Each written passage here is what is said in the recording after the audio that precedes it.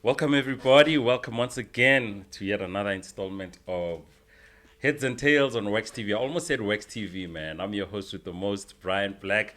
And as always, I'm with my partner in crime, the invisible one, Wax Mask. Say Wax. Hola, wops. Shakunjani. Yizo boy. Okay. Izintwana We yami. miss you, man, on the, in front of the mic. Yeah. Of the camera. No, I'm coming back, boy, man. It's just a matter of time. Matter of time. Yeah. I'll let you do the best guests that we have. The ones that we think are the best. Yeah. I'll let you do them. And then I'll do the legends, you know what I mean? Okay. The ones from the 80s and all that. I hear you. Otherwise, I'm cramping, Chamina. how was the weekend?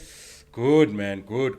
It's been an interesting couple of weeks, man. You know, the world is going through crazy times, man, and I think as humans, we just need to adapt with the changes that have been happening. Yeah. It's just crazy, you know, what's happening in the world right now. On a personal front, yeah, it's also crazy, man. You know? An entertainment level? Entertainment, yeah, it's been kind of quiet, but things are going back again, you know. Yeah. So yeah, it's gonna be an interesting couple of weeks that are coming, yeah. Yeah, man. Let's hope everything goes back to positive vibes because it's been a little bit on the downward spiral. Downside, Yeah, right? it's not cool. But anyway, at least we out here trying to give people something that they can look forward to. You know, something them positive. entertained, Yeah. yeah. How was that Pickett interview? Dude, I'm still, you know, I just had goosebumps thinking about it because I still run into people like that are just going crazy over Pickett, man. Pickett is something else, you know. The gems that he was sharing there were absolutely just mind-blowing, man, you know. So people are, and the interactions that we see now on the socials, crazy. Yeah. It's amazing how many people and a number of people actually know and love him. Yeah, he's got mad love. Yeah. Mad love from so many people, man, you know. And wherever he is now, yeah, he was just like, hey, Bruno, I'm also shocked. Yeah. You know, I knew, but not to this level. Yeah. You know what I'm saying? Yeah. So shout out to Pickett, the Italian, man. Yeah? Shout out to him, man, and shout out to everyone who's been talking to us on the comms. Everybody that appreciated that episode. So we decided to go to since Velo. We had the best out of the cats that are actually blazing it right now. The And people changing. they're And changing. for me, the these whole people thing. that we have, they change the trajectory of the industry and where we're heading. You know? Yeah. Same like the guy that we have today. Yeah, that's why we went for this guy. Yeah, man. And a lot of people, like, I think we surprised them, eh? Yeah, We surprised them, eh? Because what they're expecting, but we give them something completely.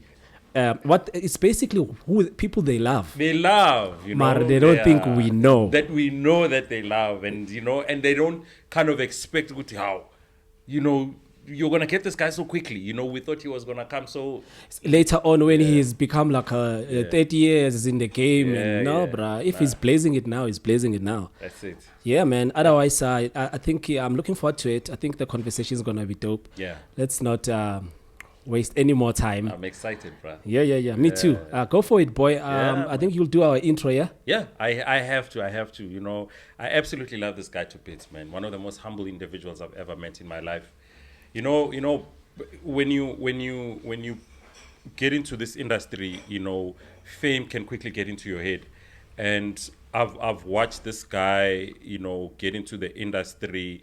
Sure, he was in the industry when we met, but at the time he was really trying to find his feet into the industry. And I've watched him grow and become this big phenomena. And what he's doing right now is absolutely, you know, I have a sense of pride when I look at him. And he has not let that go to his head. You know, humbleness will, you know, when they say humbleness takes you far, and you can see this guy's humbleness taking him so far. Of exactly that saying, what humbleness is supposed to be. Yeah.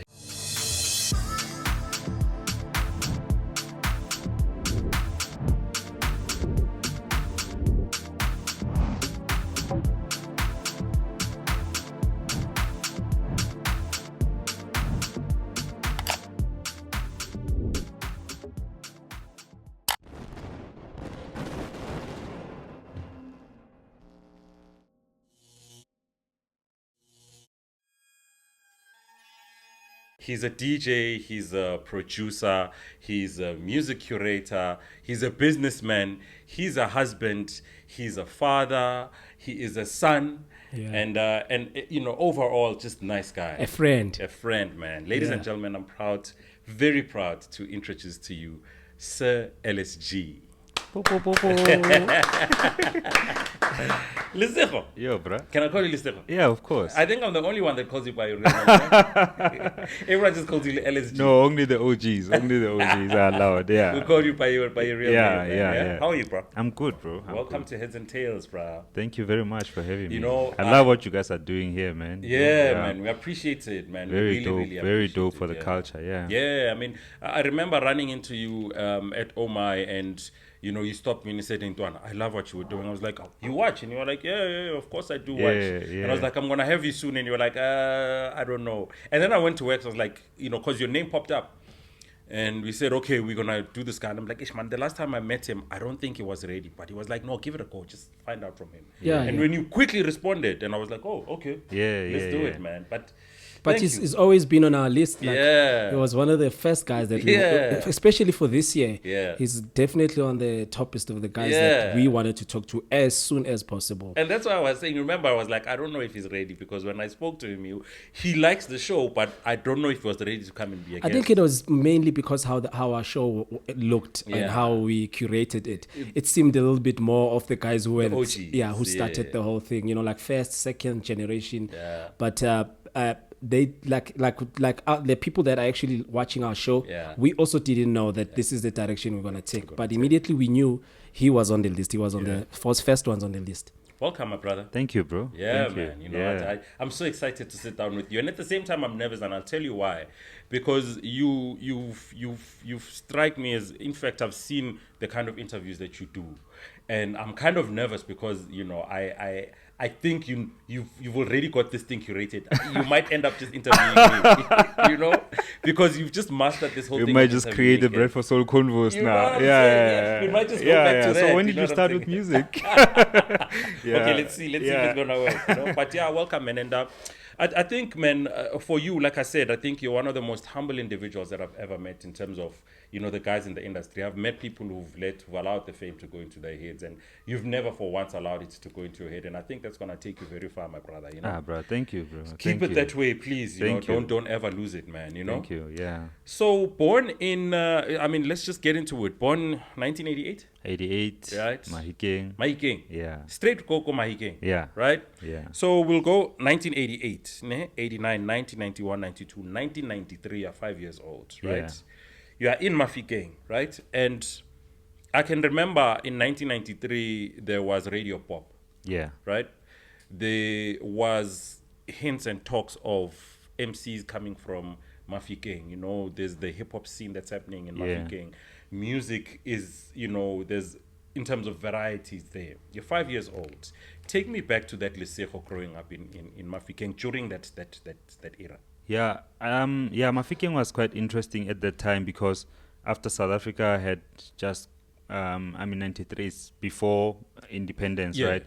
But at that time, Mafikeng was still part of Bophuthatswana. Right. Which was a homeland that was basically meant to be Botswana. Yes. Just like the Eastern Cape, the Transkei, with the Xhosas, the Xhosas, and Dintate Lucas Mangope. And the late Khosi Lucas Mangope. And basically what the Bophuthatswana government did a lot of is create, drove a lot of cultural funding. They funded music and arts and entertainment and sports. There was a whole soccer league, Bophuthatswana, Bophuthatswana Soccer League. There was a school entity called Mabana, which was basically where you could do dance, you could do karate, you could do gymnastics. And it was all over Bophuthatswana. So it was in the four biggest regions in Bophuthatswana, you could basically do anything in the arts. Acting, music, So just culturally speaking, Mafikeng, it had that thing even pre-1994. So for me, I was still young, but if I remember, musically, there is a concert that I attended, and I think it was around 1993. If not mistaken, not 94, it was actually 93. That was the first music concert I attended with my mom. Of the late Semi Malete, gospel artist. Right. Man, and I can just remember coming from that concert as a young kid, having just goosebumps. Just a good feeling about, wow, this was amazing. Yeah, like yeah, I mean, I didn't really make sense, but like something was definitely it's happening. a feeling that you had when you Yeah, left there. Yeah. yeah. But generally, that's what Mafikeng was during Yeah. that era. Yeah. You from a musical family? No, not so much. Hey, like I don't even know how my mom. I guess like just my parents. What we used to listen to while I was growing up was just radio. So Yeah. anything that was popular on radio, Yeah. that's what I heard. So no past musicians Okay. in my family. Okay. I'm kind of like the first one. I mean, even though my grandfather was a big singer in the church, Okay. both my grandfathers from my maternal and paternal side. Okay. Yeah. Okay. So you are what you call a prototype. Yeah. I want Yeah. a combination of both. Right, yeah, right. yeah. So the music thing, you got it, like you got beat by music now via to that concert. Was it the first time you were like, I really like this? No, I mean, at the time, I didn't really make sense of it. And because at home, there wasn't anything musically happening besides being on radio, listening to Radio Sunshine, Radio Pop. Yeah.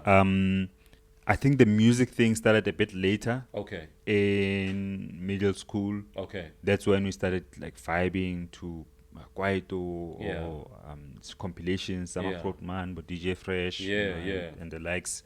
But even then, it wasn't a thing that I thought I would be going into. It was just like a hype, yamukasi, collecting music, sharing music, but not taking it to a point where I think I want to do specialize that. in That it. came much later for me. So what were you aspiring to be at that time? What did you want to be? Bro, I don't know. Like, I think at that time, it kept on changing, but it goes just to influence, right? Because I think as kids, if you don't know what else is out there, you kind of get attracted to what you see, what influences you. So at the time, I think music was almost like a pop influence, but not. I wasn't thinking about it as a career thing. I was just like trying to fit in, into what was happening in Gokasi. Just an ordinary kid. Just a guy, Gokasi Joe, like a kid playing soccer. Hanging out with the guys, being a bit naughty with alcohol and stuff. You know what I mean? And that was it until I think I became a bit more of a serious kid when I moved into high school. Okay. That's when I went to like a science school, still public school, but it was very strict. Okay. I kind of went back into order, because there was a lot of schoolwork, and the school was known for being strict. I was so mad when my dad was like, "Hey, you going there next year?" I'm like, "What?" Because the stout. No, because and you know that they attend even on Saturday. You're going to school, they're starting high school. Yeah. And that was, I would say, the turning point of my life. Just being able to be a focused kid, Nice. Yeah. And you've kept that focus because you're quite a focused guy, right? Yeah, bro. I'm ever since, Yeah. And it's not by choice. It's not like I like being focused. It's like fun, because obviously like you were groomed into that thing, and just knowing what happens when you're not, right? Yeah. Like for me, I don't consider myself necessarily lucky in a sense that I feel everything that has happened for me that's positive came after I strive, after really working and pushing. And I could just imagine if I wasn't doing that, like I could be I could be really off the road. We'll be talking something else right now. Yeah. So I mean, obviously, then you are in high school. You are kind of more conscious of what of a direction that might be coming into your life. Music is still not a part of it, right? No, like not even like music. Still, is like a part of it in terms of what the hype was happening. Like compilations were still like very big. So we were like pirating compilations like crazy, bro. Like there was a guy Goskela, he was selling mixes. So like he would write CDs and he would sell those, like, so mixes by DJs from Mafikeng. He would just like, I don't know, find them somewhere. Sometimes he would record his own mixes, sell them, you know. Nice. And I was doing that. So while I was at school being focused for fun, that was what I was doing, I mean, just going to school in high school, I used to take 2 taxis. So the second taxi going to school, I wouldn't get on a taxi as Nang Sound. So it was that. Or you vibe. just Like, want- yeah, listen, yeah. I would rather be late. I think we all had something like that. Yeah. You know, there's a time where you just wanted to be surrounded by music. Yeah, in the morning and You'll coming wait. back from school, you'll wait. Even if you are late, my man, you're like, we know now this text is coming. Who were some of the DJs in that era from your hood that were Are you asking now? trailblazing? Are you asking now while he was still in high school? In high school? Yeah.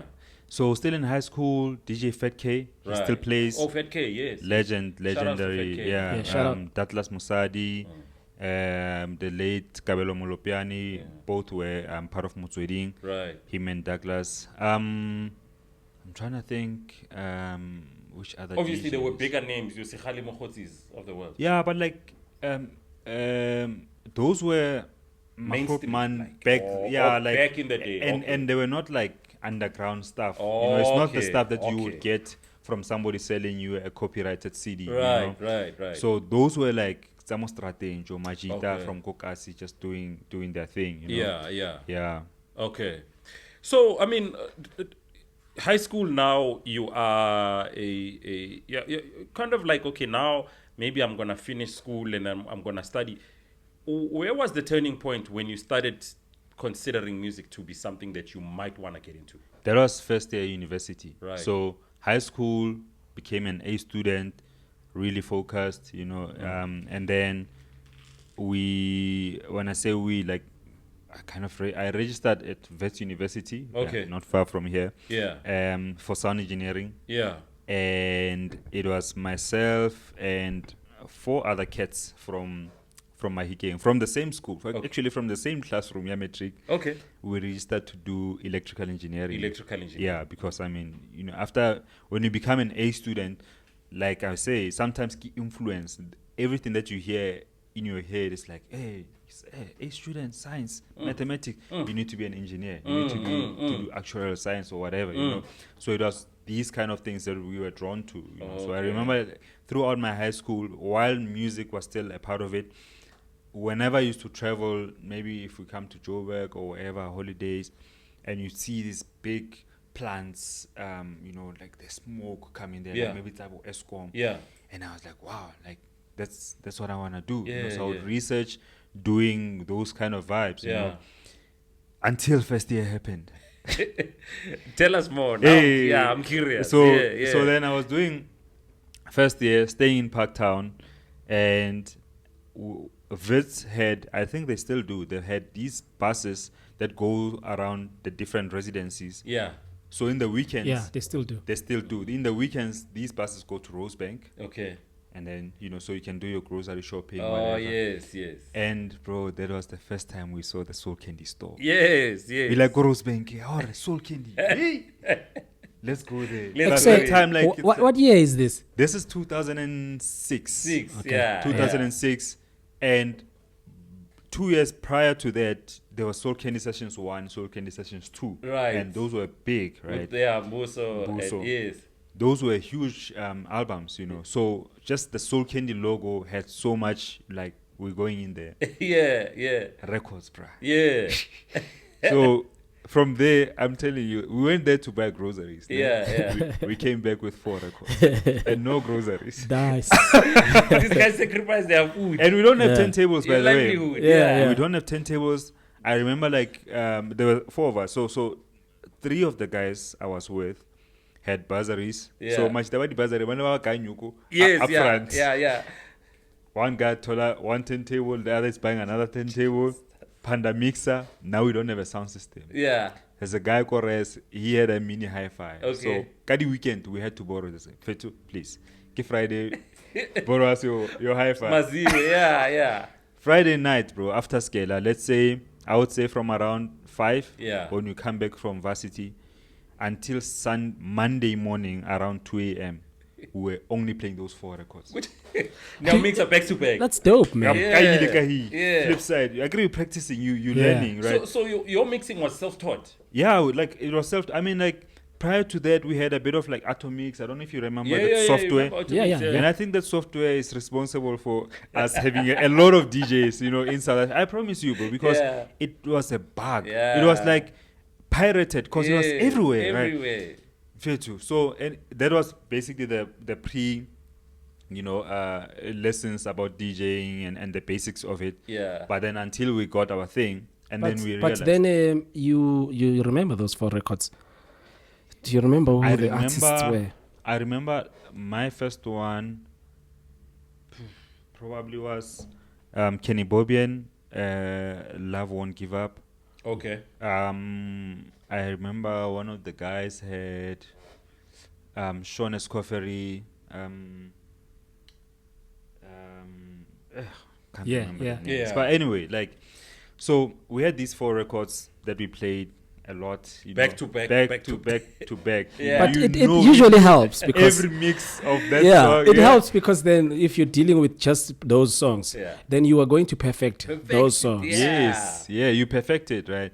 And there was another guy at Res, older guy. He was maybe, I would say, 2 years ahead. Right. And this guy, Mveli, he stopped playing now. But like Mveli had a killer collection. Gang of records. So we would also go and borrow. Got the weekend. Yeah. He would show us a few tricks. Listen, don't. Because I know that time we were playing with belt drives. Yes. If you touch it, it stops. It stops. If you push it goes. So you need to be very, like. So he was teaching us skills here and there. But most of the time, bro, Friday, that year, first year, Friday to Sunday, we are in that room. There's a picture you posted on Instagram. Gune wardrobe. I think you guys were in that was your room. We were in there, bro. I need that picture.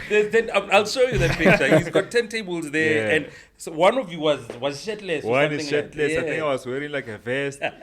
Bro, there was no time to dating girls there. All you want is just this thing, bro. That's all we did. And I'm telling you, that's probably why most of us didn't do well that first year. Your focus was just... it was off, like even though we knew we were good students and we were like working, we were studying. It's not like that's all we were doing. But like you can imagine, you just got bitten by this thing of learning how to mix a song. Right now you've got that's all you want MP3 players, Koskela, So the first year I did okay. I went through. I think 3 of us went through. One guy didn't. Second year I did badly. Because now second year we started playing gigs around campus. You started gigging. Started playing somewhere. And the collection was nice. The now. collection is nice. It's growing. So second year was just terrible, man. And I remember feeling like I'm trying so hard to study, but I'm not passing, It's just so difficult. And mind you, like if you're coming from a background of becoming an A student, now you're here struggling. You're fumbling, Fumbling, and parents are paying for this. I was gonna ask now, what was the reaction like at home now when you're coming back with these results? No, I think it was a bit mixed, My parents, fortunately, bro, like they've been very supportive. Yeah. My dad initially wanted me to study medicine, so he was never approving of this electrical situation. Okay. So when I went back home after second year, he's like, "No, man, don't you wanna go try this medicine thing?" I'm like, "No, man. Koskela, they told us because I was excluded academically after second year. So you can either spend a year doing something and then you can come back the following year. Right. But you can't carry on to repeat that particular year if your results were bad. So Dad was like, okay. I told him, no, Koskela, they said, we need to do something that we love for this year. Yeah. And then we can come back to it. Shy time at this guy. Yeah. Your meeting with Ralf Kam, how did that come about? Yes, I was about to go there. Hustling, bro. But how do you meet? Is it because he heard your music? Did you meet him somewhere? Or how was that? How did it come about that you actually end up talking to each other? So this song, and at that time I was still working. I think I was still working for Don't Look Down. I mean, I worked from 2010 until probably like 2020. Yeah, just over 10 years. Is it at Hit Refresh? Hit Refresh and other stuff. Within the company, but. I was looking for gigs. So my thinking was that, hey man, the only way to get gigs is to reach out to promoters. Let me send them my music. Because most of promoters are DJs. If I send these guys my music, maybe they might like it, maybe they might book me. It was just a hustling thing. And I remember there's a guy called Mavusana used to do gigs in Bloemfontein. Oh no! Shout outs to Mavusana. Shout out, Vinyl man. collector, Yo, eh? man, yeah, Mavusana used to do this gig called Oscar Nights. Yeah. Where people come dressed up in suits. Oh yes. And I wanted to play at that gig. Yeah. So I sent him the song, and he had booked Christos at that gig. Yeah. Christos had the song from Mavusana. Oh, your song. Yeah. Yes, my song. And mind you, like, I had met Christos in 2008 Yeah. after we skipped some, but after winning like the DJ competition, Yeah. SAMC. Okay. So SAMC had this DJ competition during the conference. Yes. So the 2008 one, I was the champion. Oh, you won. I won. Oh. Yeah, I don't want to say who I beat, but No. We'll get to that. no. We'll get to They that. know if they see this, they'll know. No, that man. But ultimately, you won. So No. I don't want to be. You know, like Okay, yeah. And also, it was a long time ago. Yeah, so no, it's you know still how cool. guys be. Yeah. So somebody got their ass whooped, and you won, And right? good DJs, bro. Like Yeah. you know, good DJs. You know all of them. who Yeah. are Oh, there. they're still around. Yeah. Some of them still play. Okay. Especially the ones who were in the final. You know, 'cause Yeah. there was, like, Yeah, really but tough who did you face in the final? At least the one guy that was in the final. Okay, with in the you. final, there was Just More. Yeah. Oh, just From more, YFM. Yeah. Shout There outs to was Just- there was Miss Jones. Oh, Miss yeah, Jones. Miss Oh, Jones. Miss shout out Jones to was Miss there Jones. too. Can't remember the other guy, but there was 4 of us. Yeah. You know, and man, was fire. Anyway, so I had met Christos 2008. And he kind of took me to a couple of gigs with him. Yeah. He actually gave me my first paying gig. Oh, nice. DJ Christos. Shout man. outs to DJ. Shout out to Chris, man. Legend. Yeah. But then after a while, DJ Christos kind of felt like, hey man, it doesn't help. Like, you coming with me to gigs, you're not getting paid. I was staying in Krugersdorp. And I have to travel to him to meet up. Then we go somewhere. Getting back, it's an issue, you know. So he's like, no man, you know what? Like, maybe when the time is right, you know. So we kind of lost contact. Now I get a call one Saturday morning. This is 2012 from Christos. Yeah. Hey, LSG, what's up? Yo, bro, at that time I'm at almost the lowest in terms spiritually because I felt like I'm not getting gigs. I'm making music. You know, nothing's really It's happening. It's happening on the music front. You know, yeah, I'm studying, but like, you know, nothing's moving. Chris is like, I heard your song. I want this song on my compilation. And this was, I think, the Channel Low House Explosion, the last one that he did. Oh, yes. Yeah. The one with the green cover or something. Eh? No, green or like, I think it was a orangish cover. Yeah. So he licensed the song, but he played it and Ralf heard the song. What song is this? Sex in the City. Sex in the City. Yeah. Oh, the Hood Native Sex in the City. Yeah, featuring Meg Z. Right. Now I get a call from Ralf. She's like, bro, in the space of 2 weeks. You know, Wow. like, what's happening? Yeah. He's like, I want to license this song through Christos on Gogo Music. Gogo you know, Music. Please send me this. And because I was already working there, I had this professionalism of doing things. I was quick. I had internet, you know. And that was my thing. Every day I was trying to, while Keliko spanning, but I'm trying to pursue this thing. Yeah. Sending out promos to labels and whatever. you know. Nice.